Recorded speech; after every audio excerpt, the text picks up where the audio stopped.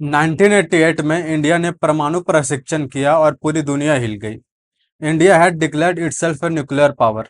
लेकिन सबसे बड़ा झटका किसे लगा? पाकिस्तान को। पाकिस्तान के प्रधानमंत्री नवाज शरीफ ने तुरंत फोन उठाया।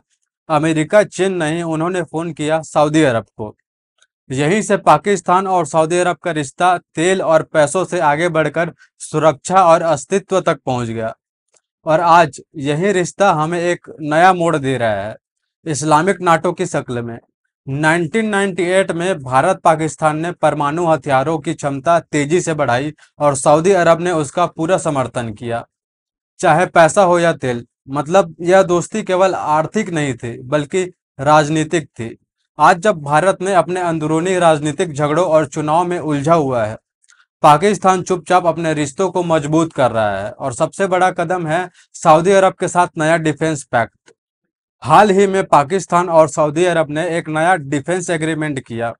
इसका मतलब है सैन्य प्रशिक्षण संयुक्त अभ्यास। पाकिस्तान के रक्षा मंत्री ने इशारा भी दिया कि भविष्य में अरब देश भी इस समझौते का हिस्सा बन सकते हैं। सोचिए, एक ऐसा ब्लॉक जहां पाकिस्तान देगा न्यूक्लियर वेपन्स और सऊदी अरब लगाएगा पेट्रो डॉलर्स, यानी अरब दुनिया का अपना नाटो, एक नया तरह का इस्लामिक नाटो। सवाल उठता है, यह गठबंधन अभी क्यों बन रहा है? मिडिल ईस्ट में इजराइल की आक्रामकता बढ़ रही है, हमास के खिलाफ लगातार हमले हो रहे हैं और अरब देशों को लगता है कि अमेरिका अब भरोसेमंद नहीं रहा।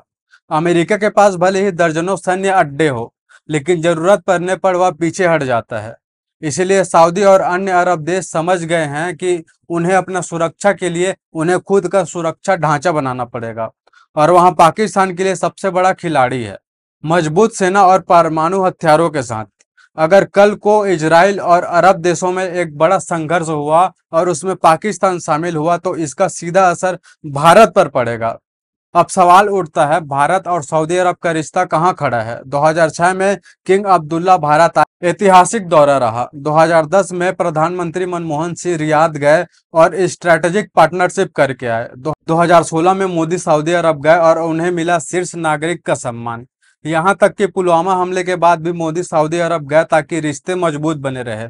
लेकिन सवाल ये उठता है, क्या यह सब केवल फोटो और अवार्ड तक सीमित है? क्योंकि अगर भारत ने असली दीर्घकालीन स्ट्रैटेजिक पार्टनरशिप नहीं बनाई तो सऊदी अरब का झुकना पाकिस्तान हमारे लिए गंभीर खतरे का संकेत है।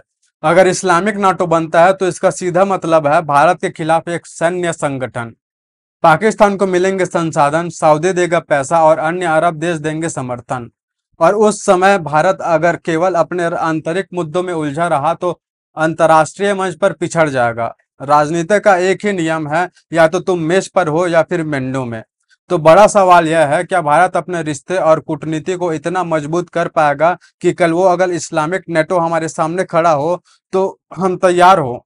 ये सिर्फ पाकिस्तान और सऊदी अरब की कहानी नहीं है, यह भारत की कूटनीति और नेतृत्व की परीक्षा है। सवाल सीधा है, आर वी प्रिपेयर्ड? आपको क्या लगता है, अगर इस्लामिक नाटो बनता है तो भारत की रणनीति क्या होनी चाहिए? आपके विचार कमेंट में जरूर लिखिए। और अगर आपको ये वीडियो अच्छा लगा हो तो लाइक, शेयर और सब्सक्राइब जरूर कीजिए, क्योंकि इस ग्लोबल जंगल में सिर्फ इन्फॉर्म्ड रहने वाले लोग ही सर्वाइव कर पाते हैं। जय हिंद।